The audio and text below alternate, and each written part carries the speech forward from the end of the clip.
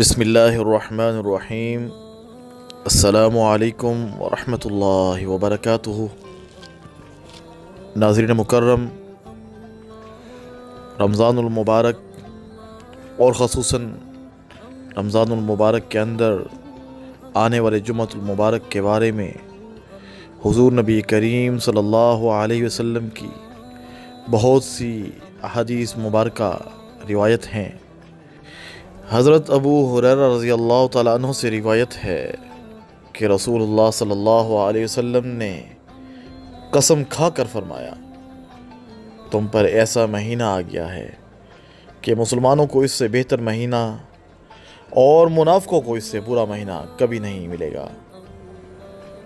اور پھر دوبارہ رسول اللہ صلی اللہ علیہ وسلم نے قسم کھا کر ارشاد فرمایا کہ اللہ تعالیٰ اس مہینے کا ثواب اور اس کی نفلی عبادات اس کی آمد سے پہلے لکھ دیتا ہے، اور اس کی بدبختی اور گناہ بھی اس کے آنے سے پہلے لکھ دیتا ہے، کیونکہ مومن اس میں انفاق کے ذریعے قوت حاصل کر کے عبادت کرنے کی تیاری کرتا ہے، اور منافق مومنوں کی غفلتوں اور ان کے عیب تلاش کرنے کی تیاری کرتا ہے۔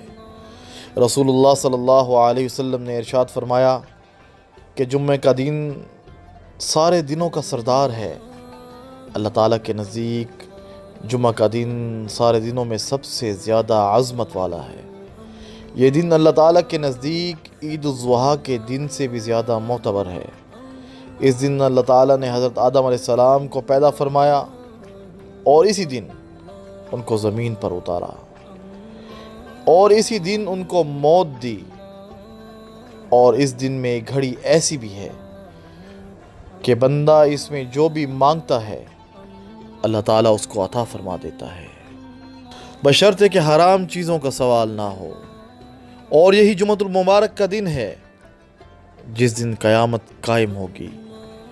تمام مکرم فرشتے، زمین، ہوائیں، موسم، سمندر، دریا جمعہ کے دن سے گھبراتے ہیں کہ کہیں قیامت قائم نہ ہو جائے۔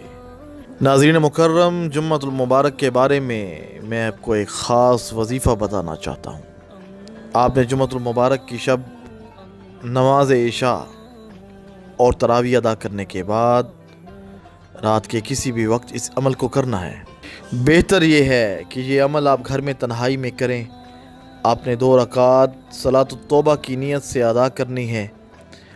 آپ نے نفل اس طرح ادا کرنے ہیں کہ پہلی رکعت میں سورۃ فاتحہ کے بعد 3 مرتبہ سورۃ القدر پڑھیں، اور دوسری رکعت میں سورۃ الفاتحہ کے بعد آپ نے 3 مرتبہ سورۃ اخلاص پڑھنی ہے، اور پھر قبلہ رخ ہو کر بیٹھ جانا ہے اور 10 مرتبہ سورۃ اخلاص پڑھنی ہے۔ پھر آپ نے 1 تسبیح درود پاک کی پڑھنی ہے، اور پھر بہتر یہ ہے کہ آپ درود ابراہیمی پڑھیں، اور اس کے بعد 1 تسبیح استغفار کی پڑھیں، اور اس کے بعد اپنی حاجت کو سامنے رکھتے ہوئے اللہ کے حضور گڑ گڑا کر عاجزی کے ساتھ، انکساری کے ساتھ اپنی حاجت اللہ رب العزت کے سامنے پیش کرنی ہے۔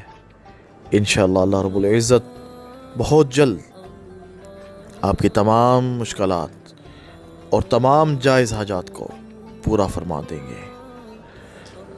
دعا ہے کہ اللہ رب العزت ہمیں حضور نبی کریم صلی اللہ علیہ وسلم کی سنتوں پر چلنے کی توفیق عطا فرمائے۔